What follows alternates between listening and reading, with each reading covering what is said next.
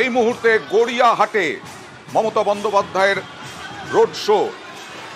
এই মুহূর্তে গড়িয়াহাটে পৌঁছেছে। সুকান্ত সেতুর মুখ থেকে শুরু হয়ে যাদবপুর বিশ্ববিদ্যালয় থানার সামনে দিয়ে গিয়ে ঢাকুরিয়া পার হয়ে গোলপার্ক পার হয়ে গড়িয়াহাটে দেখছেন একেবারে গড়িয়াহাট মোড়ে মিছিল পৌঁছলো। গড়িয়াহাট মোড়ে বহু মানুষ হাত নাড়ছেন মমতা বন্দ্যোপাধ্যায়ের উদ্দেশ্যে। মমতা বন্দ্যোপাধ্যায় তাদের কাছে পৌঁছে যাচ্ছেন।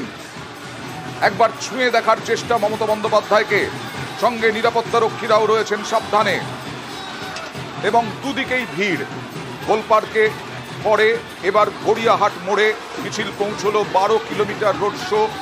ছবি তুলতে ব্যস্ত মহিলা, যুবক, যুবতী, বিভিন্ন শ্রেণীর মানুষ ভিড় করেছেন। ছবি তুলতে ব্যস্ত মমতা বন্দ্যোপাধ্যায়ের। কলকাতায় রোড শো এর আগে মাঝে মধ্যেই জনসংযোগ সেরেছেন, মাঝে মধ্যেই রাস্তায় নেমেছেন মমতা বন্দ্যোপাধ্যায় এই গত কয়েক দিনের মধ্যে লোকসভা নির্বাচনের পরে। কিন্তু এবারের এই রোড শো অনেক বিরাট মাপের, কারণ দূরত্ব 12 কিলোমিটার। এই 12 কিলোমিটার দুই প্রার্থীকে নিয়ে, সায়নী ঘোষ এবং মালা রায়, এই দুজনকে নিয়ে রোড শো চলেছে। মহিলাদের উপস্থিতিও লক্ষ্য করার মতো, মহিলাদের উপস্থিতি লক্ষ্য করার মতো। অন্যান্য জেলাতেও যখন রোড শো করেছেন সেখানকার মতোই। কথা বলবো প্রতিনিধি আবিরের সঙ্গে। আবির, শহরের মহিলা, এর আগে বিভিন্ন জেলায় মহিলাদের উপস্থিতি আমরা দেখেছি, কিন্তু এবার কলকাতা শহরের মহিলাদের উপস্থিতি, সেই বাড়ির ছাদ থেকে মহিলাদের কিরকম সাড়া মিলছে দেখতে পাচ্ছ?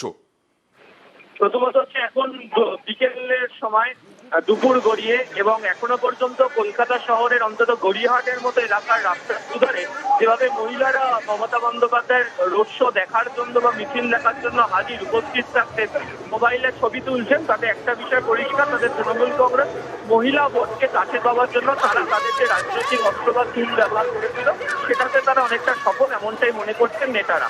তুমি যদি দেখো, সেটা হচ্ছে যে 2019 লোকসভা নির্বাচনে তৃণমূল কংগ্রেসের ফল খারাপ হলো, 2021 তৃণমূল কংগ্রেসের ফল ভালো হয়, এবং এই ভালো ফল হওয়ার কারণ হিসাবেই বলা হয়েছিল যে মহিলা অস্ত্র বা মহিলাদের যে ভোট, সেই ভোট পুরোপুরিভাবে তৃণমূল কংগ্রেস ব্যবহার করতে পারে, এবং প্রায় 100%-এর মধ্যে প্রায় 80%-এরও বেশি ভোট, মহিলাদের ভোটটা তৃণমূল কংগ্রেসের দখলে গিয়েছিল।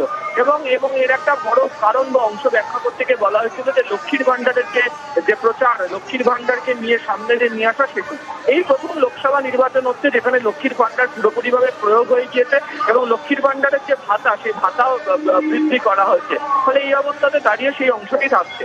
তবে কলকাতা শহরের ক্ষেত্রে লক্ষ্মীর ভান্ডারের পাশাপাশিও মহিলাদের মমতা বন্দ্যোপাধ্যায়ের মিছিলের উপস্থিতি এবং রাস্তার দুধারে দাঁড়িয়ে থেকে দেখতে যাওয়ার কারণ আরো অন্যটাও হয়। তার কারণ হচ্ছে এই সমস্ত যে জায়গা, এই জায়গাগুলোতে দুর্গাপুজো হোক, বিভিন্ন ধরনের অনুষ্ঠান হোক, বিভিন্ন সময় জনসংযোগের জন্য মমতা বন্দ্যোপাধ্যায় হাজির হয়। ফলে এই হাজির হওয়াটা সারা বছর জুড়ে তার সঙ্গে সংযোগ থাকে। দ্বিতীয়ত হচ্ছে লোকসভা নির্বাচনের প্রচারের সময় এই যে তিনি একবার এখান দিয়ে হেঁটে চলে যাচ্ছেন, প্রত্যেকের সঙ্গে দেখা করে যাচ্ছেন, এখানে তার যে ঘরের মেয়ে ইমেজ, সেটাকে তিনি কাজে লাগানোর চেষ্টা করছেন, বা তৃণমূল কংগ্রেস সেটিকে বরাবরের জন্য সেটাকে ধরে রাখার চেষ্টা করে, যেটা তাদের প্রধান ইউএসপির যে জায়গা। ফলে সেই ছবির জন্য এই যে হাঁটার কথা বললে আবির, এই হাঁটা প্রসঙ্গেই বলি, যে কোনো নেতাই মমতা বন্দ্যোপাধ্যায়ের কাছে ঈর্ষণীয়, কারণ মমতা বন্দ্যোপাধ্যায় হাঁটাটাই কি ইউএসপি, এবং সেই হাঁটাটাকেই কাজে লাগাতে চান এই জনসংযোগের ক্ষেত্রে। কারণ অনেক তৃণমূল নেতাই হয়তো হাঁপিয়ে উঠবেন, কিন্তু মমতা বন্দ্যোপাধ্যায় হাঁপিয়ে উঠবেন না। আর এটাই কি কাজে লাগাতে চান মমতা বন্দ্যোপাধ্যায়? আবির, দেখো, প্রথমত হচ্ছে কলকাতা শহরের এবারে নির্বাচনকে ঘিরে প্রচুর মিছিল হয়েছে, বিভিন্ন নেতা নেত্রীরা করেছেন, কিন্তু কোথাও কি যে তৃণমূল কংগ্রেস তাদের ব্যতিক্রমী হওয়ার চেষ্টা করছে, তার কারণ হিসেবে তারা বলছেন যে জায়গাতে মমতা বন্দ্যোপাধ্যায় হাঁটেন বা যে জায়গা থেকে তিনি প্রচারের ক্ষেত্রে তিনি থাকেন, সেই জায়গাটার সঙ্গে তার যে আর্থিক যোগাযোগের যে জায়গা রয়েছে সেটাকে স্থাপিত করার একটা চেষ্টা চলছে। ফলে এই আজকের যে রোড শো, আজকের যে মিছিল, তার যে পায়ে হাঁটা, সেটাকেই সামনে আনার চেষ্টা হয়েছে। আর তৃতীয়ত হচ্ছে, তুমি একটু আগে যেটা বলছিলে, ভালো ভালো ছবি তুলে ধরছো এই মুহূর্তে আমরা নিউজ 18 বাংলায়। দেখুন, এক শিশুকে কোলে তুলে নিলেন। প্রতি মুহূর্তে আমরা দেখতে পাচ্ছি এই ধরনের ছবি। জনসংযোগে অন্যতম মাত্রা যোগাচ্ছে তৃণমূলের এই মিছিল, মমতা বন্দ্যোপাধ্যায়ের এই রোড শো। গড়িয়াহাট মোড় থেকে ক্রমশ এগোচ্ছে এবং এগোতে এগোতে এই জনসংযোগেই সময় যাচ্ছে। তাই এই 12 কিলোমিটার রাস্তা মমতা বন্দ্যোপাধ্যায় হাঁটতে হয়তো বেশি সময় লাগতো না, কিন্তু এই জনসংযোগের জন্যই, যেটা মমতা বন্দ্যোপাধ্যায়ের ইউএসপি বলে মনে করেন রাজনৈতিক বিশ্লেষকরা, এই জনসংযোগের মাত্রায় যোগাচ্ছে তৃণমূলের এই নির্বাচনী লড়াইয়ে। আপনারা দেখছেন গড়িয়াহাট পার করে যাচ্ছে এই মিছিল। গড়িয়াহাটের যে ব্রিজ, সেই ব্রিজের মাঝখানে বলা যায় আপাতত গড়িয়াহাট ব্রিজের শেষ পর্যন্ত মিছিল যাবে বালিগঞ্জ ফাঁড়ি হয়ে গোপালনগর, আলিপুরের গোপালনগর। 12 কিলোমিটার রাস্তা পার করবে মমতা বন্দ্যোপাধ্যায় রোড শো। কখনো নিজে মিছিল সামলাচ্ছেন, কখনো জনসংযোগ করছেন, কখনো নেতৃত্বকে নির্দেশ দিচ্ছেন, কখনো জনসংযোগে গিয়ে শিশুদের সঙ্গে কথা বলছেন, কারো সঙ্গে সেলফি তুলছেন, কারো সঙ্গে ছবি তুলতে সায় দিচ্ছেন। কথা বলবো প্রতিনিধি সোমরাজের সঙ্গে। সোমরাজ, এই যে কিছুক্ষণ আগে তোমার সাথে কথা বলছিলাম, মোড়ে মোড়ে বিভিন্ন জায়গায় গুরুত্বপূর্ণ যে মোড়গুলোতে বিভিন্ন বড় বড় নেতাদেরকে দায়িত্ব দেওয়া, এইটার নতুন একটা স্ট্র্যাটেজি তৃণমূলের। এরকম তো এর আগে মনে হয় না কলকাতা শহরের রোড শো এরকম দেখা গেছে, এটা কেন?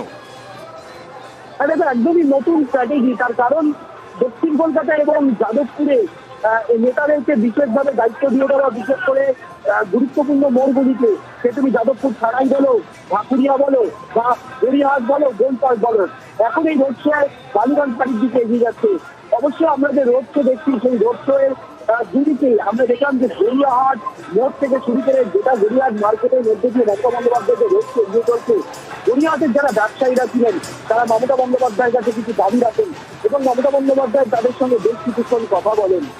এবং শুধু তাই নয়, এইভাবেই জনসংযোগ চলে দিচ্ছেন মমতা বন্দ্যোপাধ্যায়ের পাশাপাশি আমরা দেখলাম যে যখনই এই রাস্তা দিয়ে এগিয়ে চলেছে মমতা বন্দ্যোপাধ্যায় রোড শো, সেই সময় কলেজ এবং বিশ্ববিদ্যালয়ের ছাত্রছাত্রীরাও মমতা বন্দ্যোপাধ্যায়ের কাছে এগিয়ে আসছেন। কিছুদিন আগে দেখলাম মুরলীধর গার্লস কলেজের ছাত্রীরা তারাও মমতা বন্দ্যোপাধ্যায়ের কাছে এগিয়ে এলেন। তারা মমতা বন্দ্যোপাধ্যায়ের সঙ্গে শুভেচ্ছা বিনিময় করলেন, কলেজে আসার আমন্ত্রণ জানাবেন মমতা বন্দ্যোপাধ্যায়কে জগৎচন্দ্র এবং মুরলীধর গার্লস কলেজের ছাত্রীরা। আমরা সেই ছবিও দেখলাম। অর্গানাইজ করাটাই উদ্দেশ্য কি, এই যে বিভিন্ন নেতাকে দায়িত্ব দেওয়া? একদমই, দেখো, গোটা রোড শোকে অর্গানাইজ করা, অর্থাৎ একটি পরিচালনা করা, সুস্থভাবে পরিচালনা করাই মূল উদ্দেশ্য। এই তোমার কথা সূত্র ধরেই বলতে যে আমরা দেখলাম যাদবপুর থানায় চন্দ্রবা ভট্টাচার্য, আমরা দেখলাম ঢাকুরিয়াতে গৌতমের চট্টোপাধ্যায়, আমরা দেখলাম গোলপাড় গড়িয়াহাটে ফিরাদ হাকিম, তারাই মূলত এই রোড শোকে অর্গানাইজ করা থেকে শুরু করে জমায়েত, অর্থাৎ বিভিন্ন মোড়ে মোড়ে যে জমায়েত করা, সেই জমায়েতের দায়িত্ব বিভিন্ন নেতাদের দিয়েছেন মমতা বন্দ্যোপাধ্যায়। আর এইভাবেই রোড শোকে এগিয়ে নিয়ে যাচ্ছেন মমতা বন্দ্যোপাধ্যায়। আমরা কিছুক্ষণ আগে দেখলাম মমতা বন্দ্যোপাধ্যায় স্বয়ং তিনি নিজেই গোটা মিছিলটিকে সাজিয়ে নিলেন আরো একবারও। আর এখন যে রোড শো এগিয়ে চলেছে গড়িয়াহাট থেকে বালিগঞ্জ ফাঁড়ির দিকে, প্রত্যেকটি আমরা দেখতে পাচ্ছি যে বিভিন্ন যারা ব্যবসায়ীরা রয়েছেন গড়িয়াহাটে, তাদের বেশ কিছু দাবি দাওয়া নিয়ে তারা মমতা বন্দ্যোপাধ্যায়ের কাছে আসছেন, মমতা বন্দ্যোপাধ্যায় কথা বলছেন। এবং শুধু তাই না, ব্যবসায়ীরাও মমতা বন্দ্যোপাধ্যায়কে শুভেচ্ছা জানালেন, শুভেচ্ছা দিয়ে তার মমতা বন্দ্যোপাধ্যায় তাদের শুভেচ্ছা গ্রহণ করলেন। আর এখন গড়িয়াহাট থেকে রোড শো বালিগঞ্জ ফাঁড়ির দিকে এগিয়ে যাচ্ছে। বয়স্ক মানুষরাও দাঁড়িয়ে রয়েছেন মমতা বন্দ্যোপাধ্যায়কে দেখার জন্য। মমতা বন্দ্যোপাধ্যায়ের এই রোড শো গড়িয়াহাটে, একেবারে গড়িয়াহাট ব্রিজ শেষের দিকে পৌঁছে গেছে, বালিগঞ্জ ফাঁড়ি হয়ে আলিপুরে একদম শেষ হবে।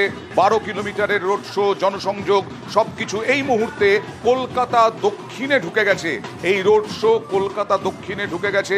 যাদবপুর লোকসভা কেন্দ্র থেকে শুরু হয়েছিল, সুকান্ত সেতুর মুখ থেকে, এবং তারপরে এখন কলকাতা দক্ষিণে ঢুকে পড়েছে এই রোড শো।